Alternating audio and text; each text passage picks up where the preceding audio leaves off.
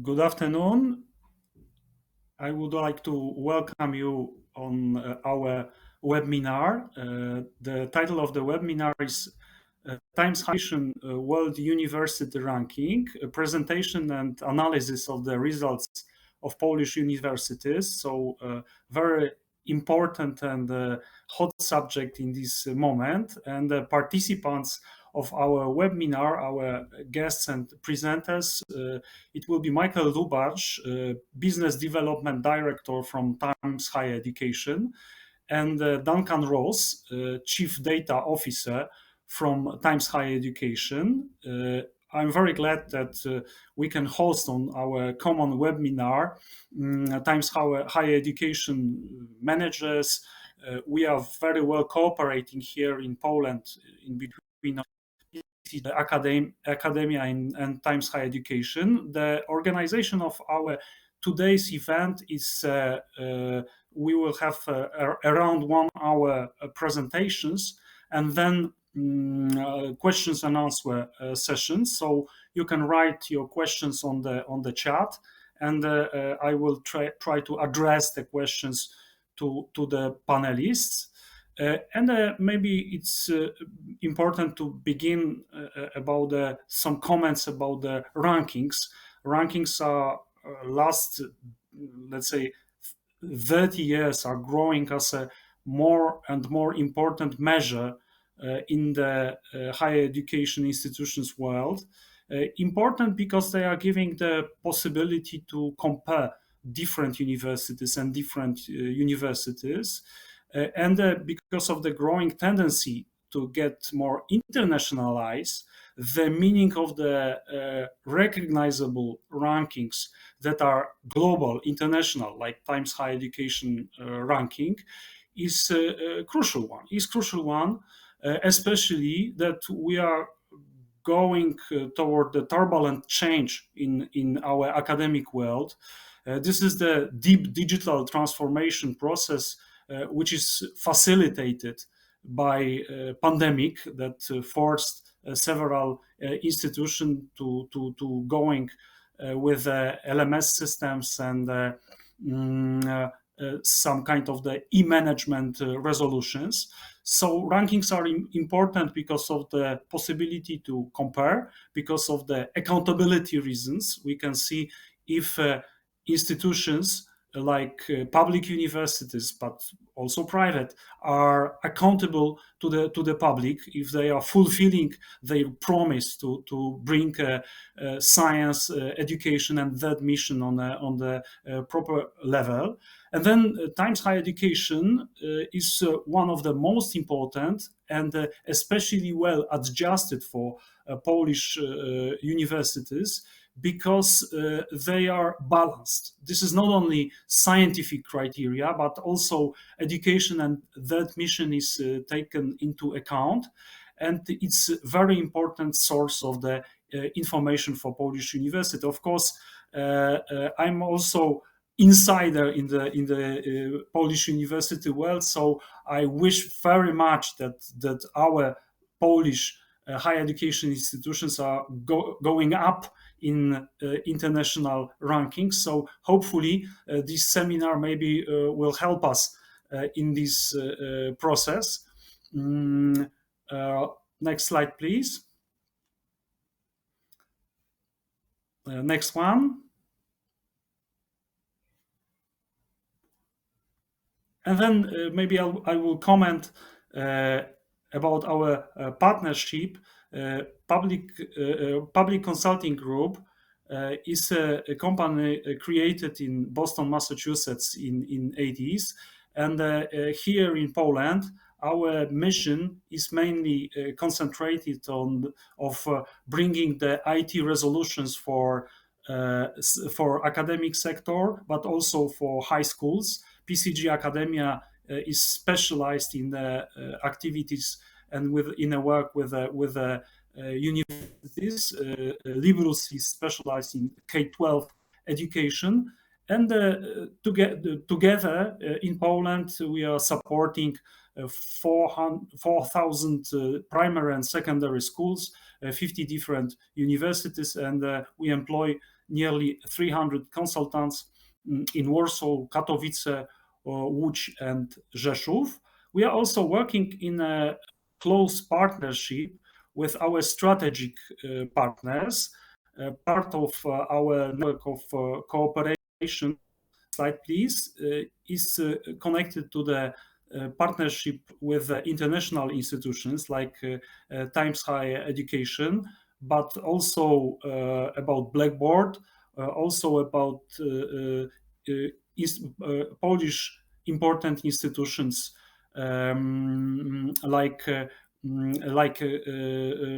universities. I mean, our customers is Jagiellonian University, Warsaw University, SWPS University, and Koźmiński University, for example, if we are looking at the leaders of this sector. Our international partners is also Elsevier, Inspera, IntelliBoard, and Webcom, and very important Polish partnership is Fundacja Rektorów Polskich, that we are building a long-term cooperation in several activities. And among them, one of the most important is the Lumen conference. Using the opportunity of our meeting, I would like to invite you for the 7th conference, Lumen Leaders in University Management, which will take place 23rd and 24th of November 2021. This edition is done online, so panelists will be in the studio and the public is invited online. We are using our good experience and the best practices from the last year, when it was possibility to get an access for the conference, and we have the largest number of the participants ever from the beginning of the Lumen conference. So my warm invitation, please join us. And because our today meeting is connected to the discussion and the presentation about rankings, I would like to give the floor to our panelists, and I give the voice to Mr. Michael Lubacz, please. Thank you very much. Thank you very much, Professor Sułkowski. Hello, everyone. Welcome. Thank you very much for joining us in this World University Rankings Masterclass, looking at the 2022 results with a particular focus on Poland. Thank you for joining us. I'd first like to thank Professor Sułkowski and also the team at PCG Academia for helping to organize and put together such a well-attended forum on such a topic that we hope you would find very insightful. My name is Michael Lubacz. I'm the Business Development Director at Times Higher Education, and I'm also joined by THE's Chief Data Officer, Duncan Ross. Before I pass over to Duncan, I'd like to give a quick introduction into THE as a business, where we were and where we are today. So if we go to the next slide, please, you will see that THE, this year, we are actually celebrating our 50th anniversary. The Times Higher Education supplement was first launched as part of the Times newspaper in 1971. And for decades and up until now, we have been continuing to provide journalistic prowess and thought leadership on a matter of different topics and serving the higher education community. In more recent years, we have transformed into a digital-led business and also a data-led business that provides data and analytics to universities. If you go to the next slide, please, you will see that THE's focus is quite diverse. A lot of academics and students and leaders around the world know THE for our journalism and also for our rankings, but we are quite a diverse business. The data that we collect helps us provide data and analytics services to universities, covering key topics and data sets such as world university rankings and research, reputation, as well as impact and data on sustainability. And we actually work with several universities in Poland through THE data points in our data solutions. We also offer branding solutions to universities to really help institutions build research visibility, support with content creation, and also help develop strong international profile and reputations. We obviously offer everyone access to our content and our award-winning journalism. THE also has a dedicated consultancy team that work with universities all around the world to help find solutions to specific projects. Some of these topics that we cover include rankings analysis, research network analysis, reputation, internationalization strategy, and we actually do also a lot of work with universities from a simulation perspective. And this is particularly useful when it comes to universities going through merger processes, or if you are considering entering the ranking, such as the impact ranking, but you don't know which SDGs to submit data to, we actually help universities simulate performance and help identify areas of strength within your institution so that you can fine-tune your submission. THE's website and our audience, we have over 30 million prospective students and professionals visiting our website every single year, which makes it a very effective platform for recruiting international students and also academic talent. And we also have a thought leadership event series. This was quite a monumental week for THE. After about 20 months, we hosted our first in-person event, which was held in Dubai. And we will actually be hosting a summit in Warsaw next year in summer, which we'll be very happy to invite all of you to as well. And looking after all these different diverse solutions, our regional director on the ground is Nicholas Kletz. And Nick Kletz works with several universities in Poland. And if there's anything that we can ever support your institution with, please feel free to write with us, and I'm sure Nick will be able to help. Next slide, please. Now looking at our rankings, and we have various different rankings covering the three core missions of a university: teaching, research, and that third mission. With the teaching rankings, the focus is very much looking at student satisfaction, employer reputation, graduation rate, and so forth. These teaching rankings are at the moment quite specific on a country-specific basis, and we're looking at the US and Japan at the moment.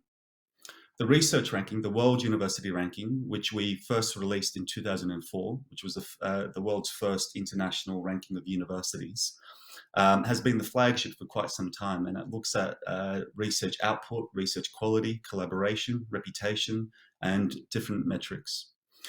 The participation rules mean that universities must publish over 1,000 papers over a 5-year period. To participate, universities must also teach undergraduates across a range of different subjects. And this is the ranking that we'll focus on in today's session.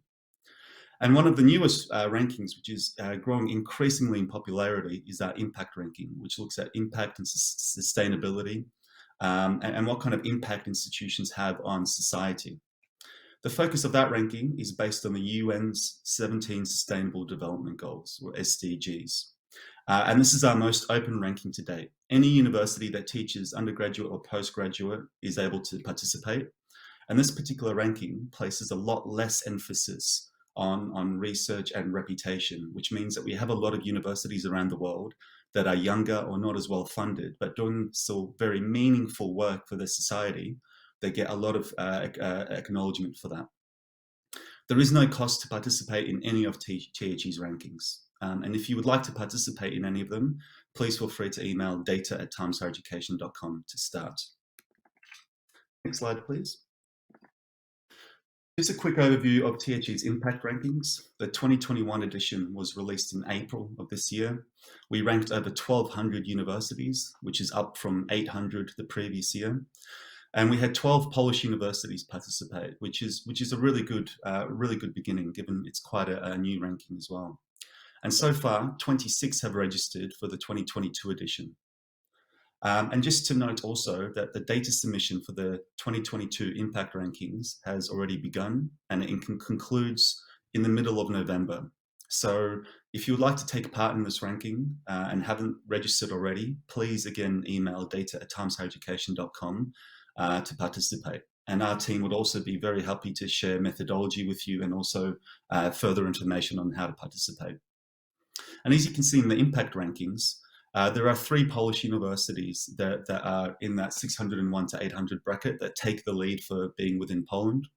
Those are Gdańsk University of Technology, the Medical University of Warsaw, and also the University of Warsaw. But the great thing about this impact ranking is we also have individual rankings per SDG. And you can see some standout performances here from the Medical University of Warsaw and Gdansk, performing in the 101 to 200 barrier for SDGs 3 and 9, which are good health and well-being, and also industry and innovation, I believe. So really great standout performances in individual SDGs. And just to note, although this session isn't about the impact rankings, it's worth noting that universities can submit data to as little SDGs as they like. If you only have the resources to submit to one SDG, that's completely fine, and that still gives you something to really use as part of your communications and something to be proud of. But to be included in the overall ranking, you must submit data to 4 SDGs, which must include SDG 17. And again, we can support universities in very much identifying areas of strength and SDGs that could be a very good fit for that institution. Next slide, please. Participating in the rankings has a lot of benefits. It can open the doors to collaborations, it gives visibility, and it can also be used to help reinforce brand and reputation. And here you can see 3 prominent Polish universities really celebrating their participation in the impact rankings.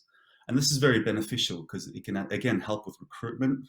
It can help identify partners. It shows your commitment to sustainability and accountability as well. And it's very important that the new generation of students coming through the doors these days, Generation Z, place a lot more emphasis on sustainability than previous generations do. And these new generations of students want to see that the university that they're going to be applying for takes sustainability seriously. So this is an increasingly important ranking to be involved in. Next slide, please. Now looking at Poland in a very top level, looking at the World University Rankings. The 2022 ranking was released in September of this year. There were over 2,000 universities ranked, including reporter status universities. We had 26 Polish universities participate. The best performance was from the Jagiellonian University, which positioned 501 to 600, and also a great subject ranking score in clinical and health. Now, this performance, obviously, there's always areas of improvement and opportunity, but this still does place universities who are ranked in the top 1,000 in the top few % of all universities around the world. So being included in these prestigious tables is a great achievement that universities should be proud of. Participation for the next World University Ranking 2023 will begin in January of 2022. So we will be sending out communications to universities. And again, if you would like to pre-register your interest for participating in any rankings, please email data@timeseducation.com. Next slide, please. So there's a question, why should we participate in rankings? And we get this question a lot as well around the impact rankings.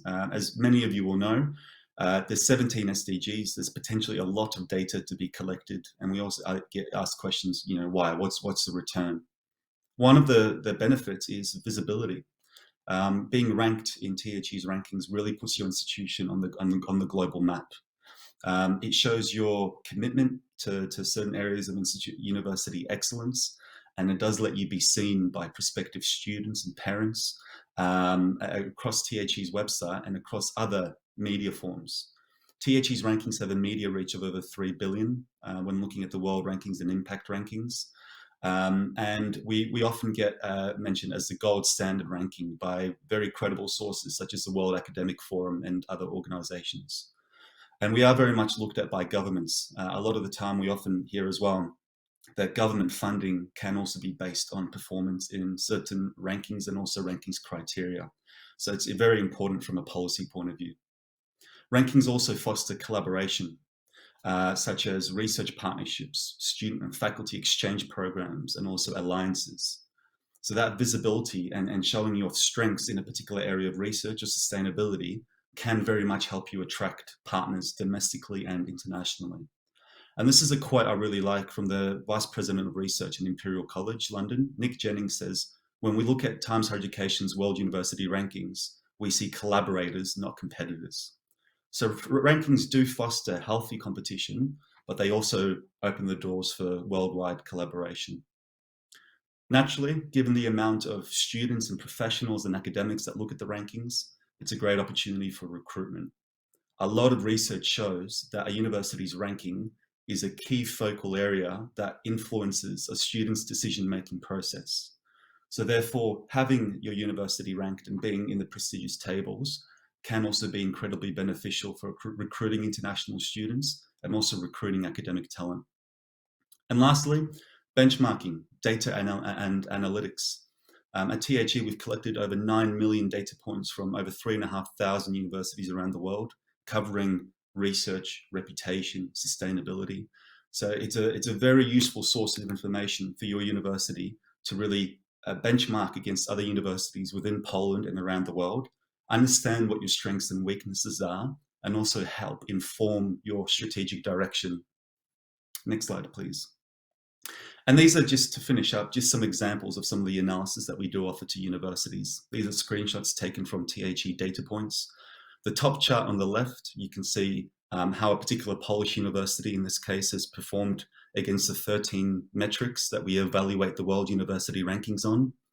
Although it's quite small, you can analyze, again, strengths and weaknesses. So in this case, for this particular university, citation impact in the middle in purple is relatively low. It's below the median and amongst different peers.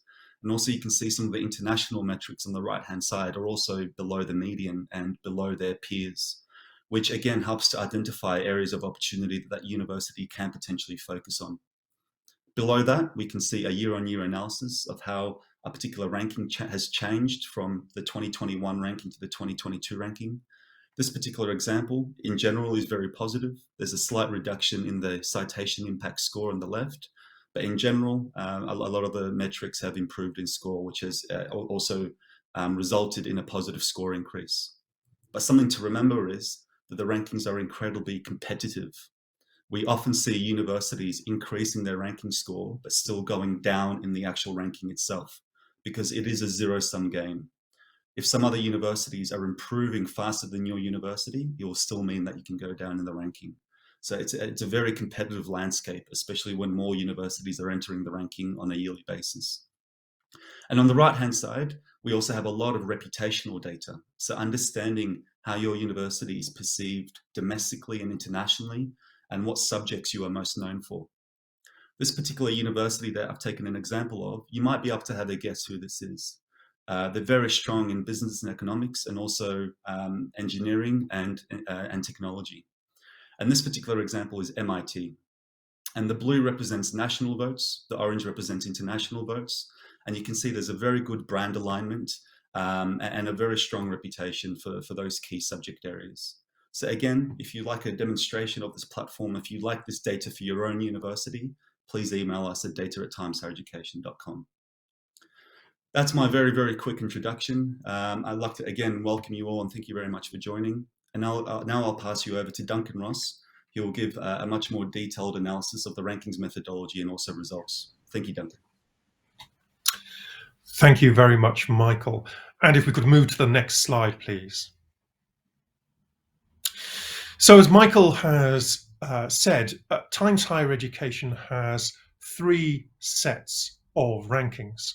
The teaching rankings that focus on the teaching mission, the impact rankings which focus on sustainability, and today's topic of discussion, the World University Rankings.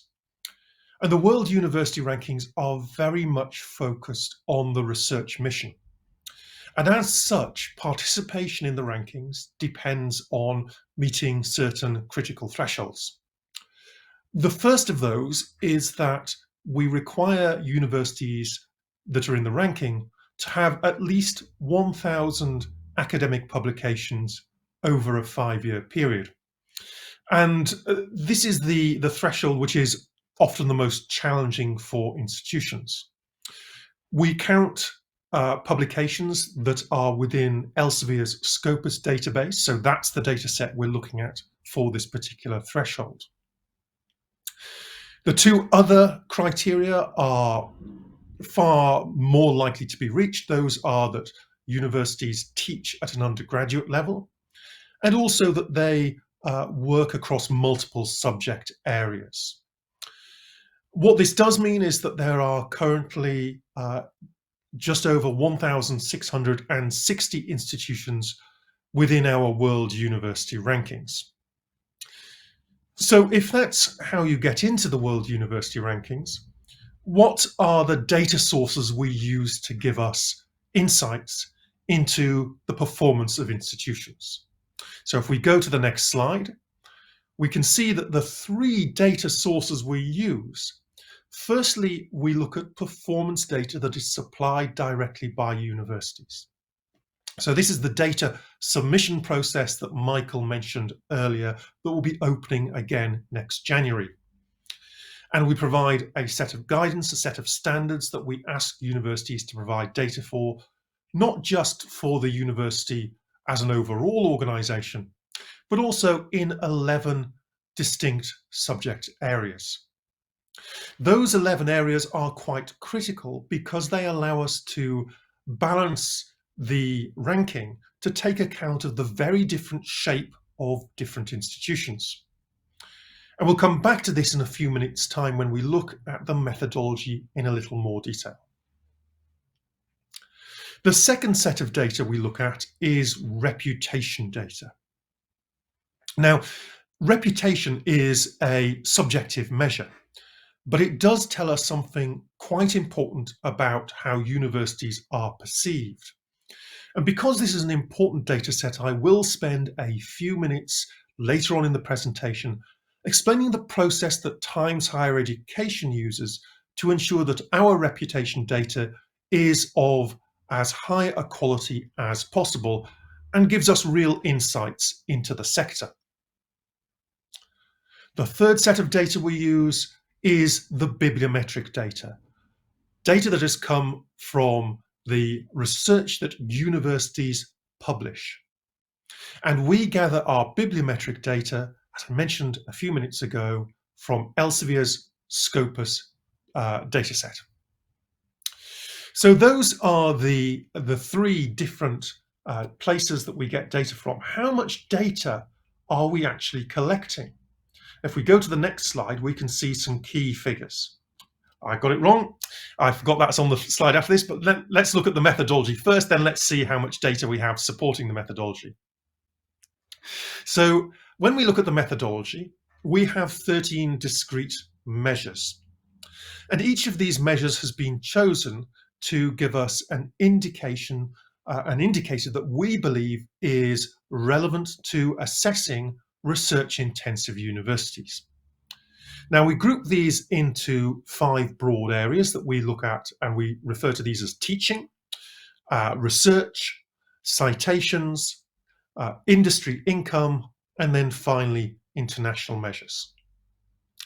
In each of these areas, we hope to have identified measures that make sense, either taken individually or, as we're doing here, as part of the ranking as a whole. So when we look at teaching, for example, we have a measure of the reputation your institution has for teaching, how well it's working at producing high quality graduates. We also look at your staff to student ratio. Do you have sufficient resources dedicated to teaching?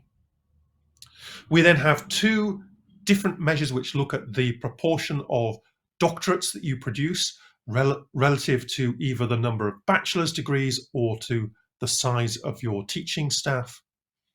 And then we have a measure related to the income to staff ratio. So essentially, again, looking at the resources you have to fund teaching within your institution. Now, when we look at research, we've split this really into 2 parts, research and also the citation metric. Now, when we look at the research, we have 3 measurements. The first one is research reputation, and similar to teaching reputation, here the question is, how well is your institution regarded for the research it produces?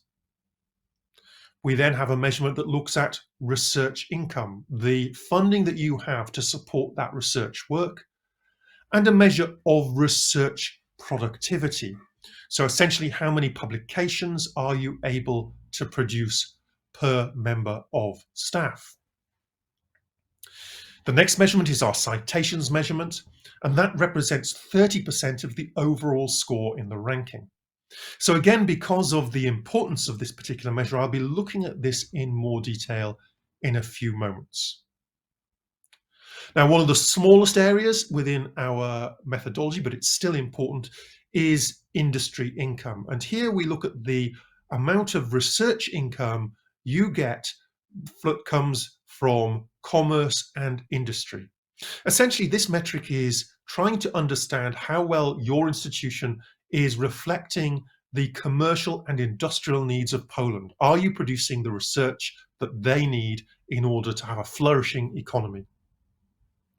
And then finally, we have three measurements that look at how international your institutions are, because we firmly believe that the strongest research institutions are those that are able to build those relationships across international borders.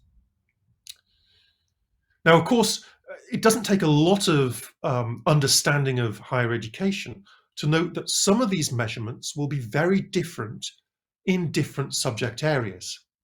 For example, a research productivity is much higher in subjects like medicine than it is in arts and humanities or social sciences. And this is one of the reasons why we collect data at subject level as well as at the overall university level. It essentially allows us to normalize these metrics according to the subject area. And that gives us a much fairer way of assessing your university, one which is much less dependent on how many medical students you have, for example, and much more comparable with institutions that may have a very different makeup to yours. So in doing this, what we believe we've done is we've pulled together 30 metrics that make sense internationally. They work well in Poland, they work well in the United Kingdom, they work well in Australia, and which give us a fair and balanced way of understanding the overall performance of institutions. So how much data is this based on? And if we move to the next slide, we should be able to see those numbers. Excellent. So our first data set, our reputational data set, is based upon a survey that goes out every year. We use 2 years worth of survey in the World University Rankings. And this year we've had 21,957 voters who have cast over 160,000 votes. And later on, we'll explore how we do that in a way that we hope is fair and truly representative of the world. When it comes to bibliometric data, our World University Rankings has looked at 14.4 million publications and over 108 million citations, balanced across all subject areas. And overall, in terms of university participation, 2,112 universities submitted data this year. And from those 2,112 universities, 1,662 universities were ranked. And we had 450 universities in this new designation that we refer to as reporters. So what do we mean by reporter universities, and why have we started to reflect these universities that don't quite meet the thresholds for inclusion in the full rankings? On the next slide, we will see. So for many years, we've had more universities submitting data to the World University Rankings than we've been able to rank because of the thresholds. And in previous years, these universities essentially received no credit for the work they'd put in. And after a lot of thought and experimentation, we decided that there was a better way to do this. And the reporter status recognizes universities that have submitted data, they've chosen to submit data and participate in the rankings, but where they didn't meet one or more of these thresholds. Universities that fall into the reporter category are listed alphabetically at the end of the ranking. And the really positive thing about this is it does give visitors to the Times Higher Education website the ability to link to those universities' profile pages. So within our website, every university has the ability to have a profile page which can be used to showcase information about the university. And this year, 2 Polish universities have been listed for the first time as reporters in our ranking. We hope that this is a very positive step forward to recognise the hard work done by institutions around the world. So if we move on to the next slide, let's start to explore two of these metrics in much more detail. And the first one I'd like to look at, because it does represent 30% of the overall ranking, is the citation metric.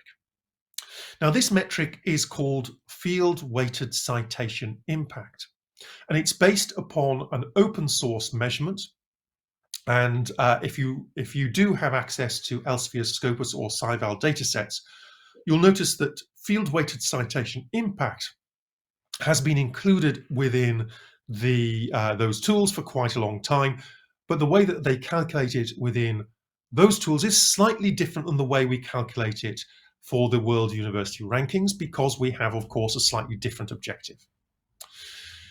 So the overall goal of field-weighted citation impact is a simple one. We want to have an understanding of what a typical piece of research from your university looks like when compared to a typical piece of research from the world as a whole. And in order to do that, we need to understand how we can compare that piece of research. And to do that, we use three different dimensions. And we can view these, or we can think of these, as dimensions of similarity. How are we going to understand what a similar set of publications might look like? So the dimensions that we use, firstly, we use a dimension of time. And in this case, we use the year of publication. So we only want to compare a particular publication, a particular piece of research, against other pieces of research that were created or published in the same year. And the reason we do this is fairly obvious. If a publication was made 3 years ago, it has had more time to gather citations than a publication that was published this year. The second degree of similarity is to think about the type of publication. And when we analyze citations, we look at 5 different types of publications.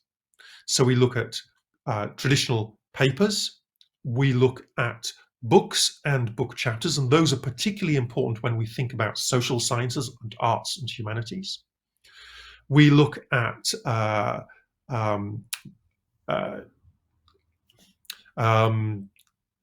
sorry, I'm tempering my blank. We look at conferences. So conferences are also critically important, particularly in some subjects such as computer sciences. And also we can look at reviews that are made of other papers and books and so on. So those are our 5 different types. And again, we know that the typical citation rates of those different types of publication are very different. So that's our second degree of similarity. And our final degree of similarity is the subject area. And here we use Elsevier's ASJC classification of subjects. There are 334 different subjects listed there.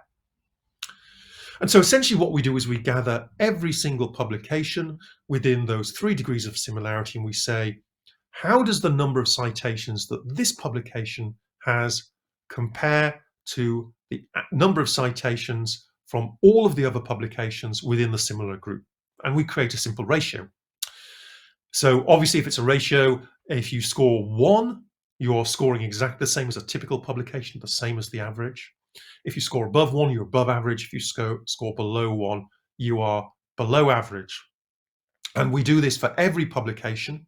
We gather the publications associated with your university and we average them. And that gives us a value that allows us to compare the typical research paper from your institution with a typical research paper from the world as a whole, normalized by these 3 discrete areas.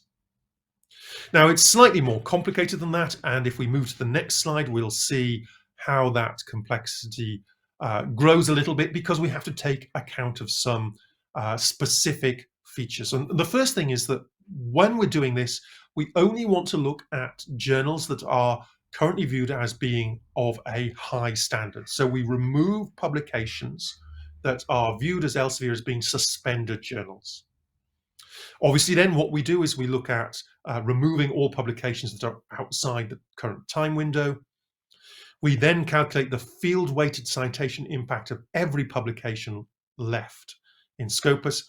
But for those with more than 1,000 authors, we take a slightly different approach. So for those publications that come from typically large science projects, we use a fractional counting method. And this helps us to remove otherwise the undue influence that those publications have. Once we've done that, we now have a score for every publication. We create the average for your institution. And then we add in one final step, which is that we also look at country normalization. Now, country normalization has been brought in an attempt to balance or rebalance and provide additional support for countries where English may not be the first language. So it gives an additional boost to countries that would otherwise have a lower citation impact. And then, of course, we can normalize that score. So we then create a normalized version across all institutions. Okay, so that was a view of how field-weighted citation impact works.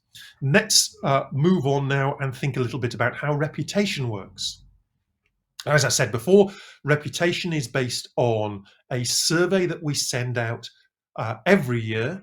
And every year we look to gain more than 10,000 responders and a corresponding number of votes.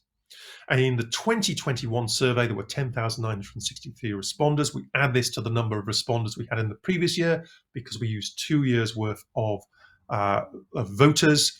And that gives us our total number of respondents for the World University Rankings in 2021. So what's our focus for this? Well, if we look at the next slide, we will see how we try and ensure that this is a fair understanding of the reputation of your institution. So next slide, please. So how do we choose voters in order to make this fair? Well, we start off using academics, so we only want people who are actively involved in research. And we select these people at random from Elsevier's Scopus database. Our primary goals here are to select people at random, making sure that those are academics who have published in the last 5 years, but we do this balanced by geography. So we ensure that we have a number of responders coming from Poland that accurately reflects the proportion of Polish academics in the world. Our secondary goal then is to balance by subject to make sure that we have a reasonable balance of different subject areas.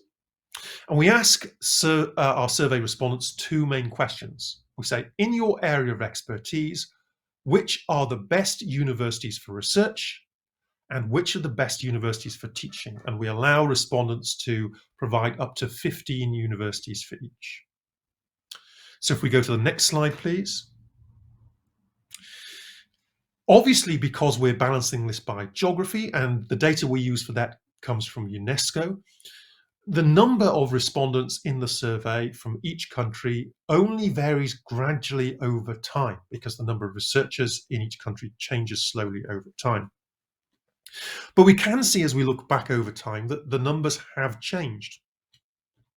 And typically what we're seeing here is that the number of survey responses coming from Europe has gradually decreased, and the number of responses coming from Asia has gradually increased. And this partially reflects the increased funding that we're seeing going into universities in Asia. But let's look at the next slide and explore a little bit more about how we use that data. And then we'll go on to think about, does that change in where voters are coming from actually matter as much as it might? So in the World University Rankings, we treat research reputation and teaching reputation separately. As you saw in that methodology, we include them in different parts of the ranking methodology. We use 2 years of data and we normalize the reputation votes across the range. We don't use a Z-scoring approach there, we use an exponential approach. Teaching reputation is worth 15% of the overall ranking. Research reputation is worth 18% of the overall ranking, and this applies to all qualifying universities. Interestingly, we actually have votes for many more universities than qualify for the World University Rankings. In the last edition, over 3,500 universities and other higher education institutions actually received votes, even though only 1,662 universities were included in the rankings. So you can see that actually the data set is far richer than the set that we use within the rankings itself. So does it make a difference, this change in the proportion of voters from Europe and from Asia? Now, if we look at the next slide, I hope we're going to see a Sankey diagram that shows how votes go from voters or from voters from particular regions to other regions. So a Sankey diagram is a way of understanding the flow of data. And on the left-hand side here, we can see grouped by region, the regions that voters come from in the latest reputation survey. And on the right-hand side, we can see which regions their votes go to. And so we can see here that there's a fairly significant discrepancy. And that although most votes now come from voters situated in Asia, they are not voting primarily for Asian institutions. They're actually voting largely for North American institutions, but also significantly for European institutions. And this is an important learning for us. It suggests that although the focus or the center of gravity, if you like, is shifting from perhaps Europe to Asia in terms of the resources and the number of universities involved in research, that actually the reputation for strong research and strong teaching is still held by Europe and by North America. So there's an interesting discrepancy there, and one that suggests that sometimes we have this view of a Eurovision Song Contest when it comes to reputational votes, but it seems that that doesn't hold out entirely here. Voters from Asia are quite open to voting for institutions outside Asia. Okay, let's move to the next slide then, and think a little bit more about what is it that is driving people's votes. And we can do this because when we ask people to vote for the institutions, although the two main questions are which are the best universities, we also do ask people a little bit about why they voted the way they voted. And we ask this obviously after they filled in the main questions, because we don't want to bias them in terms of the answers they give. But what we have noticed is that the media that is driving voters to vote in the way they vote varies significantly from country to country. And although it might be quite challenging to see this on your screens, you can see that there are some countries, such as, for example, China and also Nigeria in Africa, where the prevalence of traditional journals is still by far the most important driving factor in terms of how they are making their decisions about who to vote for. But when we look at Europe, we see that those traditional channels of communication are far less relevant when it comes to the decision-making process. And particularly if we look at France, for example, in France, only about 40% of respondents said that traditional academic journals were the driving factor in their decisions. Poland here, we can see actually the numbers are a bit higher than France and Germany, but certainly not nearly as high as they are in China or in Taiwan. So that's an interesting little insight into what drives reputation. But now let's step on and start thinking about some of the changes we're seeing in the rankings themselves and how this reflects on Polish performance in the World University Rankings. So if we go to the next slide, we can see the top countries in terms of their performance in the World University Rankings in 2022 and 2021. And it's fairly obvious that we're still seeing some of the trends that we've seen for quite a long time, which is that the country that does best is clearly still the United States of America, and that we are seeing some changes, but those are often to do with the significant increase in performance that we're seeing from countries like China in Asia. But if we look at the top, the number of universities in the top 200, which is what we're doing here, obviously that's something that changes relatively slowly over time. Not least because the top 200 is a very competitive part of the rankings. So again, let's step back slightly and think a little bit about how the scores in the 5 different pillars that we evaluate have changed over time. And in this case, we'll be looking at the change from the 2018 ranking that was published in 2017 up to 2022. So if we go to the next slide, we'll be able to see how those, how different continents, different parts of the world have addressed, or how they have changed their scores over time in that period. Now, the first thing to say here is, of course, this is looking at relative change. And for some continents like Africa, that change has been from a very low starting point. So African universities, as we can see here, have significantly improved their citation scores, but that is from a very, very low base. But one of the things we can see here is that that there has been significant improvement for most scores in most pillars across that time period. So the positive thing to say is that by and large, most countries across the world, most regions are seeing a continued improvement in performance. But as Michael has said, that doesn't necessarily equate into a increased performance in terms of ranks, because of course, if everyone is moving up, then the competition gets much more challenging. And if we move to the next slide, we can see what this looks like on a country by country basis. And there are a few things I would like to draw from this particular map. Now, we have only included countries here with more than 8 institutions in the rankings, and they have had to have the number of institutions in since the 2018 ranking. And what we can see here is clearly the darker the color, the more the average score has improved.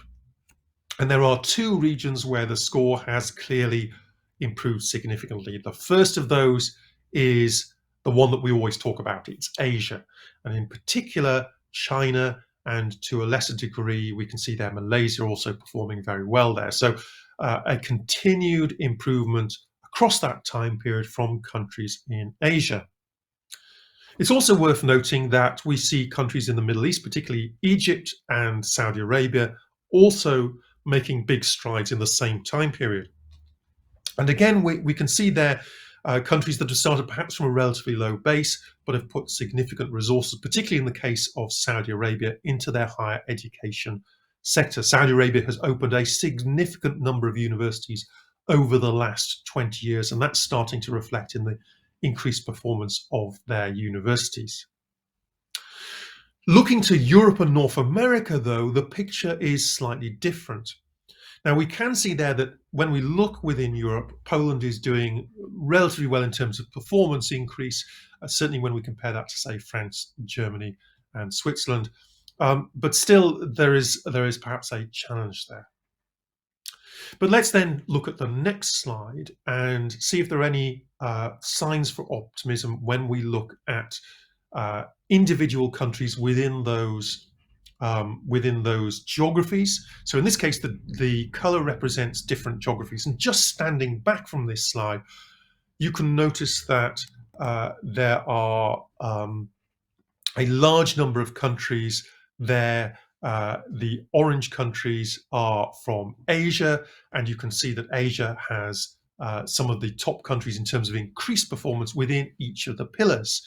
But interestingly, Poland actually has been one of the top 5 countries for improvement in performance in the research pillar over the last 5 years. So there are some positive signs there which we shouldn't ignore.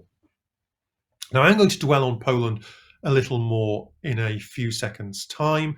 I realise I'm running over time here. I'm going to blame the previous speakers for that, as is traditional, particularly you, Michael. But let's briefly think about what the impact of COVID might be on the rankings. So if we look at the next slide, we can see how the data collection process has been affected by COVID. And this is a slide I first put together about a year ago. You can tell that because the grey bar, which represents COVID-19, I was being hopelessly optimistic about how long it would take our governments to get a grip on the COVID crisis. But here we can see the 3 different types of data. And we can see that for the last year ranking, so this was the 2021 ranking that was launched in September of 2020, all 3 of our data sets, the bibliometric data, the reputational data, and the university provided data, clearly sat before the COVID-19 crisis. But as we move this on to the next slide, you will see how that has changed over the last year. So now we're moving ahead to this year's ranking. And now we can see that although the university data is still largely before the crisis, so some of the great points made by the professor at the beginning about the change to online learning haven't yet had an impact on the data in this year's ranking. They will undoubtedly next year. Despite that, the bibliometric data and the reputational data for this year's ranking will clearly reflect what your university has done during the crisis. And if we go to the next slide, we'll see that when we split apart universities where we were clearly able to identify that they had done key work in terms of COVID-19, their average citation score clearly changed over that time period when compared to universities where we were able to see that they hadn't done key work. And if we move to the next slide, this becomes even clearer as we look at some specific universities, many of them in China. So we see Capital Medical University there, and not surprisingly, we see Wuhan University there.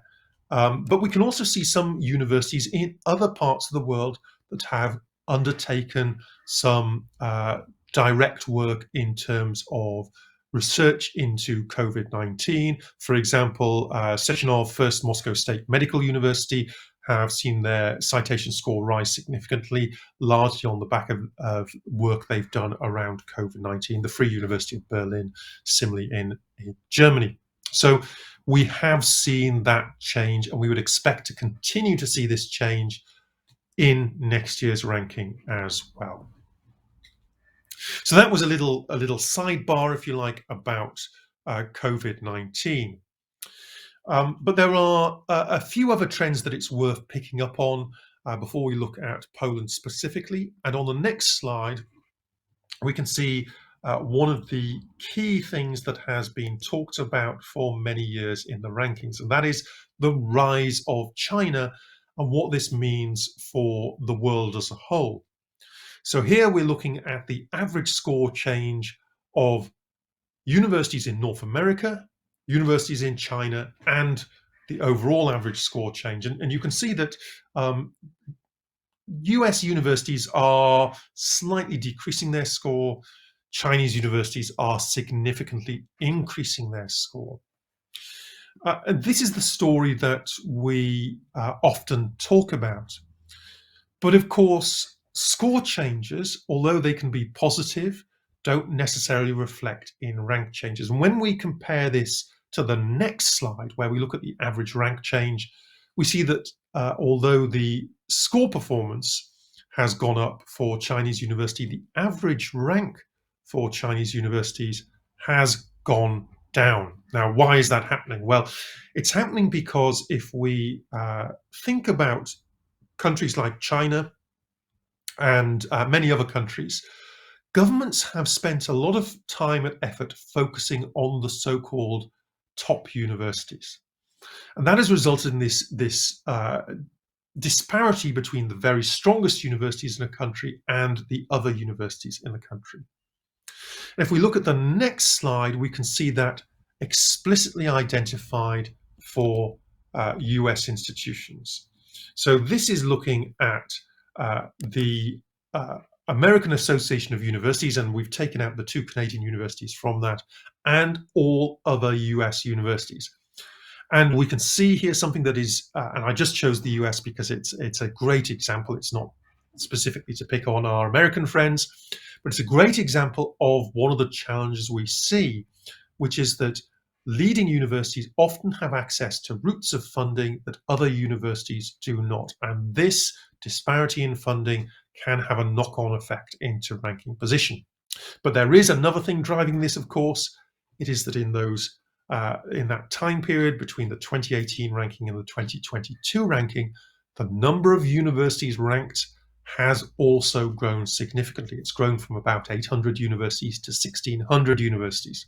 So some of that downward trend is also reflected because of just the increase in the number of universities participating and therefore the increase in competition. So now let's look at Polish universities. And the first slide I want to look at here is going to look at each of the 13 metrics and comparing the Polish distribution to the distribution for the world as a whole. So if we look at the next slide, we will see that. And it won't surprise you, given what you know of the performance of Polish universities overall, to note that in most metrics, Polish universities are underperforming the world as a whole. There is one notable exception if we look at students to staff ratio. So that's the 5th green metric there. You can actually see that Polish universities are outperforming the world as a whole. So that's a very positive thing. You're actually providing a significantly better number of teachers to your number of students than many other parts of the world.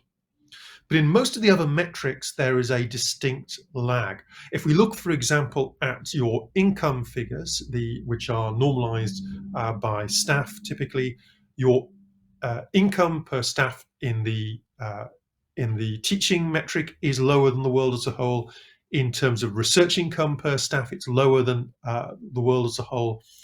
The one area where we see that slightly better is in the industry income, where it's slightly unfair to compare you to the world here, because we do know that, for example, universities in Asia do much more strongly in industry income than universities elsewhere in the world. But if we compared Polish universities to European universities, actually the scores are very similar. So in terms of industry income, I think there's a good cause for, if not celebration, at least a better comparator to European institutions than perhaps the raw data might suggest. And yet there are areas where there are still concerns. Your publication ratio, so the number of papers published per member of staff, is increasing, and that's very positive, but it still lags behind the world as a whole. Your citation score, similarly, citation performance is less strong than we might like to see.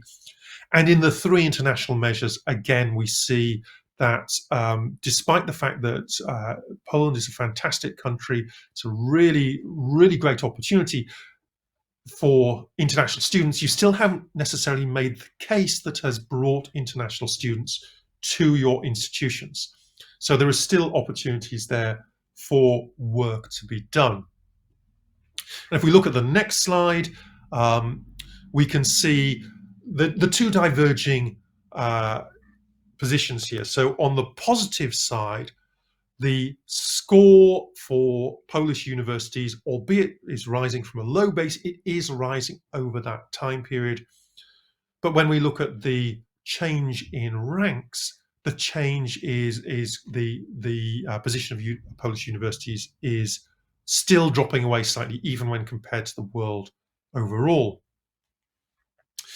But I do want to try and end this on a slightly more upbeat note. So if we look at the next slide, we can see that actually when we look at the 5 different pillars, the performance, the change in scores does show some areas where the performance improvement has been higher than the world. In fact, in 4 out of the 5 pillars, we can see that there is improvement there. The area where you are still dropping away slightly is in citations, and that's obviously a concern because it is 30% of the overall ranking. So a drop there is significant. But we can also see that this is not uniform across the different metrics. That even when we dig deeper into those 5 pillars, we see performance in publications per staff, for example, that productivity measure, we're seeing a continued growth. In doctorates of staff, we see continued growth. In terms of research reputation and teaching reputation, again, growth. This is really good news. It is slightly counterbalanced by that drop in field-weighted citation impact and in some of the other measures. And it's also worth thinking about the fact that this is not uniform by subject. So if we look at my final slide today, we can see that actually in terms of Polish universities, we are seeing improvements in clinical and health and in arts and humanities and life sciences, 3 areas which it's very positive to see significant growth. In other areas, I wouldn't worry too much about the slight drop in computer science and psychology, but conversely, I wouldn't be too positive about the slight improvement in social sciences and in engineering or physical sciences. So there are still some areas where Polish universities are performing more strongly in specific subject areas than they perhaps are overall. But with that, because we do want to give some time over to your questions, I'll bring my presentation to an end. Thank you so much for listening to me. Sorry if that was a bit of an information dump. I hope it's been useful and given you an insight into some of the changes that we've seen at Times Higher Education over the last 6 or so years in the rankings for Polish universities. But with that, back to your questions. Thank you very much, Duncan, for your presentation. We have several questions on chat in this moment, so I will read it and address it to you. First one is, why you compare research income to only a number of academic staff? Research staff participate not only in research and publication, but in applying for research grants. Could you change this part of your methodology? Duncan, could you comment that? So certainly this is one of the things that we're looking at. As some of you may be aware, the current World University Ranking methodology has been around since roughly 2010. And one of the things that we are thinking very carefully about is how can we ensure that the methodology itself is as strong as it can be for the next 10 years. And so we're involved in that project, and that's one of the things we are exploring. Now, it's worth saying that when we talk about research staff, we are only looking at staff members who only do research. So typically, these are people who are on research-only contracts. They don't teach as well. But it is something we're thinking about for the future methodology.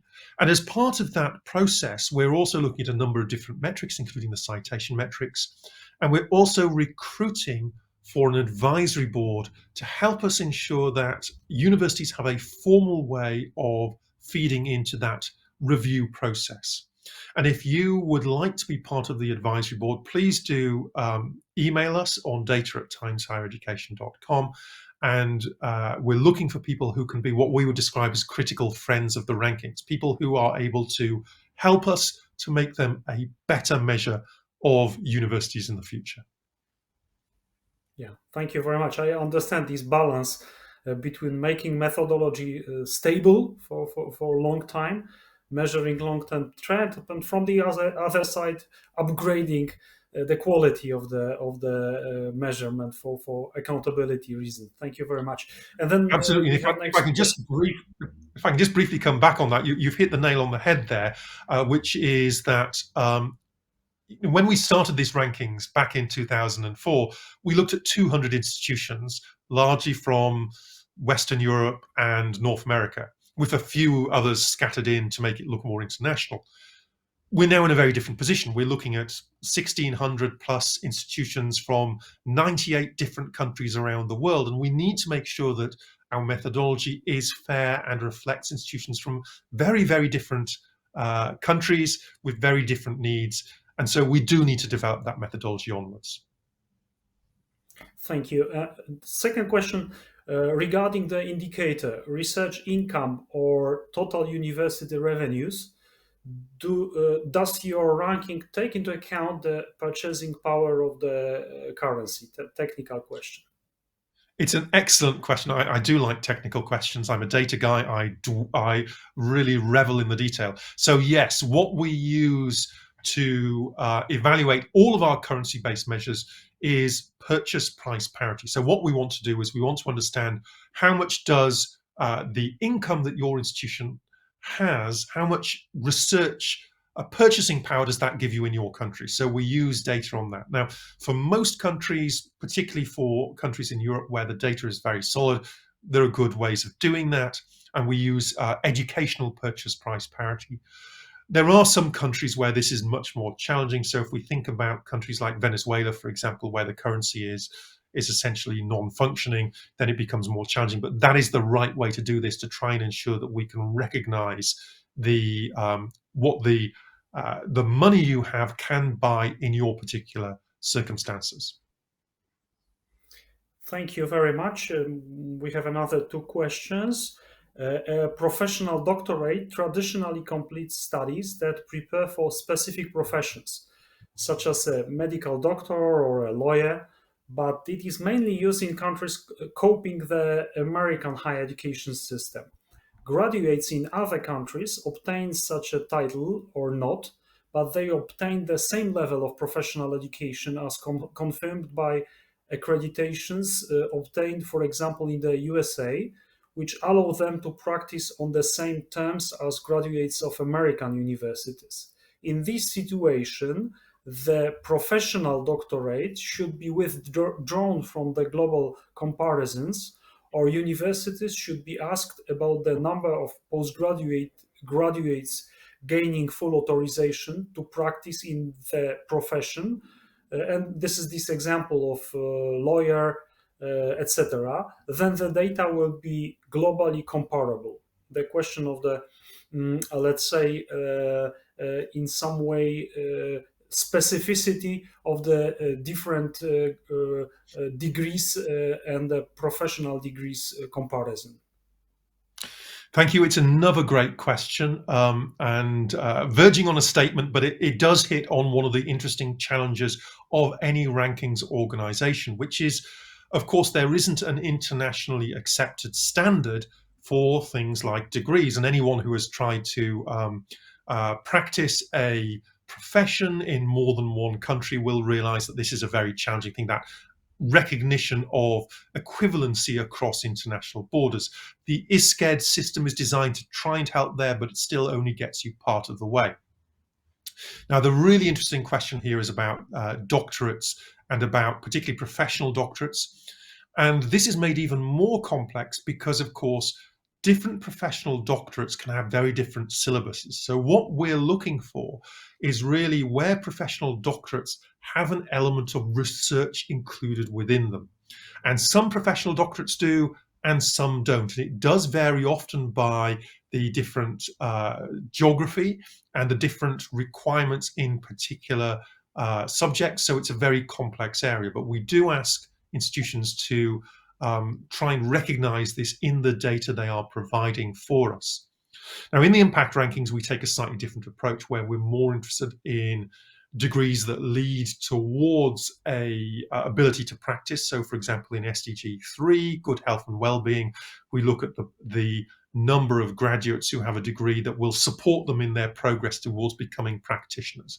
But you're right that in the World University Rankings, with its focus on research, what we're really interested in is not professional degrees, which are very much driven by a threshold for practice. So law doctorates, for example, JDs in the US is one good example, but where there are clear aspects of research included, then they can be counted. But where there aren't those clear aspects of research included, they should not be counted. So that's what we're working towards, but it is a really challenging thing to come with a universal definition that works equally well in all countries. But I do take your point, and it is well made. Thank you very much, Duncan. And then we have a question, or several questions about the indicator of reputation. How many universities can be indicated by the respondents in the reputation questionnaire? If it is a limited number, how many universities actually receive designations from countries other than those in which they are based?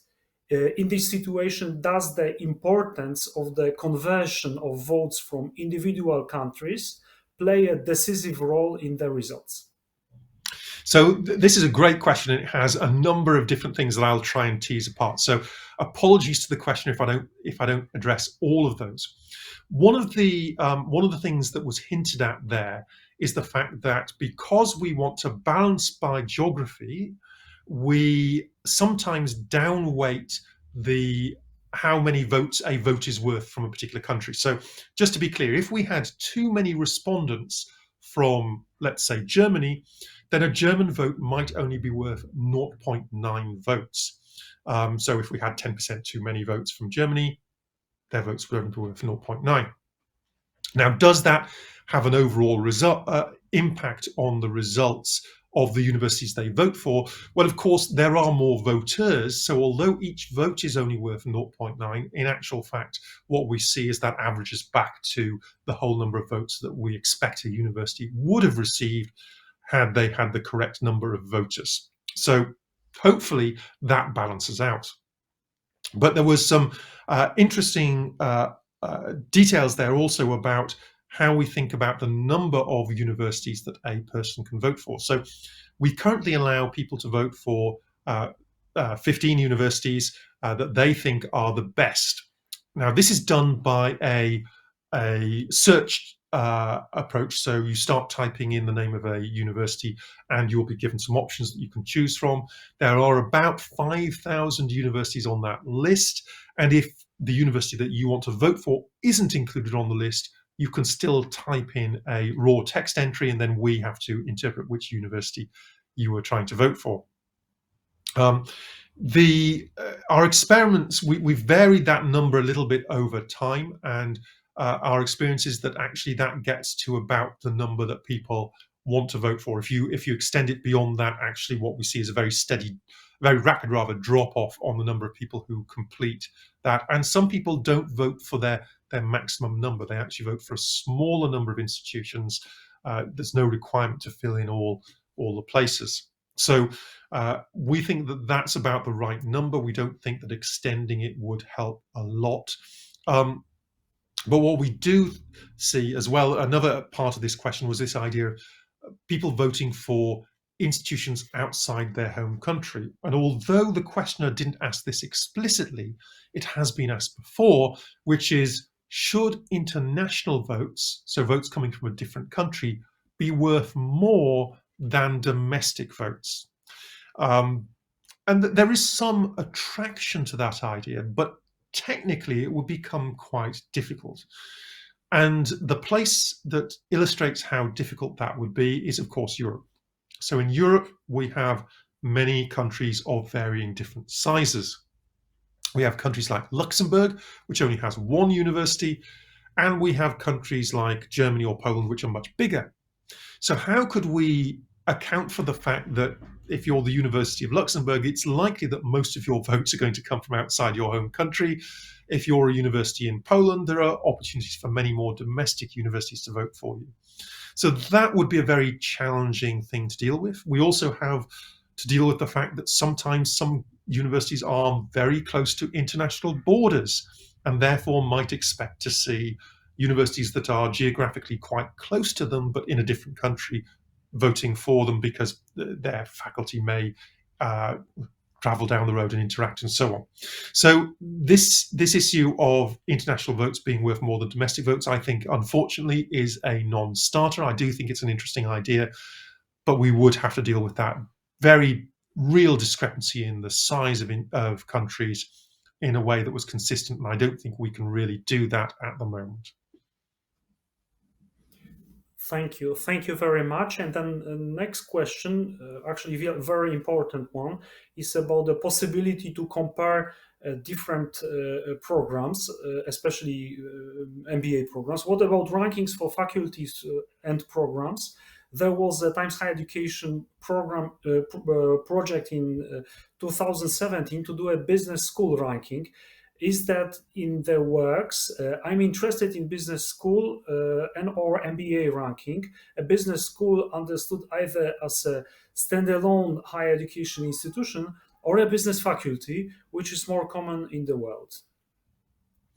So we did explore this in 2017, and we based our analysis and approach much more around the teaching rankings. So in that case, rather than talking to current students, we talked to alumni about their experiences.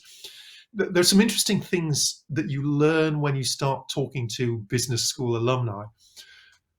Undergraduates in institutions are generally pretty honest about their institution. So if they don't think their institution is doing a good job, they will tell you that. Business school alumni are much more aware of the importance of rankings to their own career prospects. And so we saw a number of respondents who were effectively giving maximum scores across the entire surveys that we ran, clearly without spending time or without any real critical reflection on the performance of their institution, which was an interesting challenge we had. Now, we aren't currently planning to look at business schools separately. We do, of course, have our subject-based rankings where we look at business and economics as a subject area, again, from a research perspective, and we will continue to do that work. But looking at business schools separately is not something we're going to go back into in the short term. Now, having said that, one of the pieces of work we are exploring at the moment is something that is very dear to my heart, and that is looking to produce a authoritative database of higher education organizations around the world. And part of that will, of course, reflect on business schools, both when they are independent or semi-independent, but also as part of the institution that they may belong to. So we are doing some work to understand business schools, but it's probably not going to be a ranking as such. Thank you. And then the short question, can you reveal how you allocate points in the citation indicator, FWCI? So essentially, I tried to go through the calculation before. So just as a reminder, what we're trying to do is, firstly, we create a ratio for each publication, which gives us an indication of how that publication compares to similar publications. So it's a ratio of the number of citations they receive to the number of citations that other publications which are similar receive. And because of that, a score of 1 would be completely average. We do this across all of the publications in Scopus, reserving a slightly different approach for publications with more than 1,000 authors, but still this gives us a measurement where the average value of a publication should be 1. We then identify all of the publications associated with your university, and we create an average score. That average, of course, creates some challenges, which I don't know we've got time to go into today, but it is one of the things we're looking to address in the next generation of our metrics. So once we have that average score, we then look at the country normalized version of that score, which effectively divides that score by the square root of the average field-weighted citation impact for your country. So if the average score is below 1, it boosts your score. If it's above 1, it reduces the score slightly. And that's designed to take account of countries where English may not be a first language. We put those two scores together, and that now gives us a total score for your institution. That is then normalized.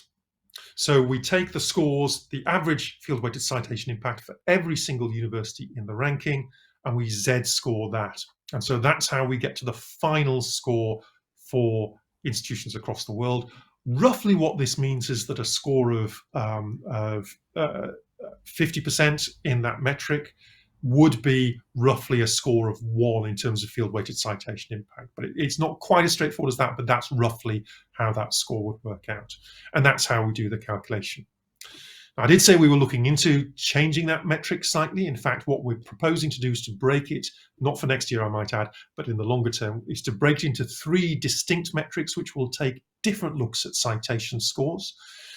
And one of the things we're very keen about is removing that averaging effect, because when you take an average, extreme outliers, extreme high value outliers distort that average value. We want to take out that distortion, and so we'll be looking at a slightly different way of creating an averaged university score in the future. Thank you very much. And then I have quite detailed question, taking into account, let's say, Polish specificity of the organizational structures of the universities. Does the academic staff include foreign language teachers employed in the support unit and not at the Faculty of Philology? Should the academic and research staff include people without a doctorate? These are actually so the last part of that is the easy part to answer, which is that, yes, you don't, of course, need to have a doctorate to be either a researcher or a teacher, although many of your researchers and teachers will undoubtedly have doctorates. But for example, if we think about business schools, it's often the case that we may bring people in from industry who can provide valuable insight and valuable teaching to our students. So you don't need to have a doctorate, but of course, many of your researchers and teaching staff will have a doctorate.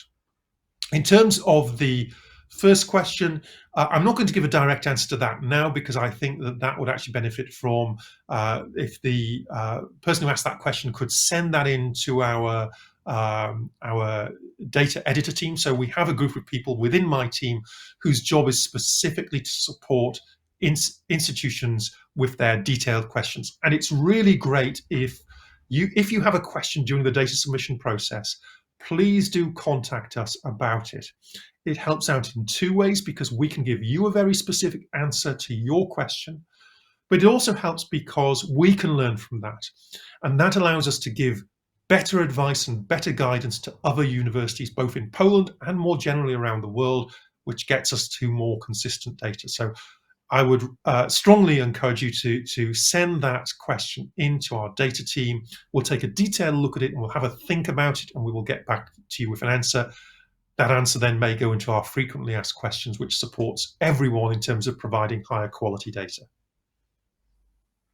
Thank you. Thank you very much. We are going out of time. So the last question, question regarding the transparency of the methodology, whether it is possible to obtain accurate data on the methodology and reputation testing used. So thank you for this question. This is something that has been a challenge over years. I hope that our methodology documents are amongst the best in the industry, but there is no doubt that we can do better. And as an example of this, I would highlight our impact ranking methodology. The impact ranking methodology is now produced in 7 languages. It is about 150 pages long, and it goes into intense detail about how we calculate the scores that go into the impact ranking. And that, I think, should be our standard for where we want to be with the World University Ranking methodology, but we're not there yet. And I suspect that this is something that will come with the improved methodology in the future, rather than with the current methodology, simply because of the effort involved. But I would certainly like us to do a stronger job in terms of making that methodology transparent and open. And certainly our recruitment of the World University Ranking Advisory Board is part of that process. We want to have a methodology that is not just robust, it's not just the best in the industry, but it is transparently the best in the industry. So we will work towards that. We will work towards making that as clear to you as it can be. Thank you very much, Duncan. There is also a request from our public to access of your presentation, Michael, Duncan. So is it possible? There's nothing in there that is secret. So please do feel free to distribute that, and I hope you will find it useful. Thank you. Thank you very much. Thank you very much for this panel. I would like to thanks Michael Lubacz and Duncan Ross for the very deep presentations about the data in Times Higher Education ranking, especially for Polish institutions. And actually, I'm very glad that we are more research intensive since by the last 5 years. Yeah, that's a good prognostic for the future. And actually, this reform from 2018. One of the goals of this reform, one of the main objectives actually, it was obtain higher level of the internationalizations and the publications in journals, reputable journals. So hopefully we are going on with this process, and our relative place in this competitive game of rankings will bring success, better recognition for the Polish institutions. So thank you very much for the participating in the panel, and thank you very much for discussion and for all of the questions. Thank you. Thank you. Thank you, everyone. Thank you, Professor Sułkowski.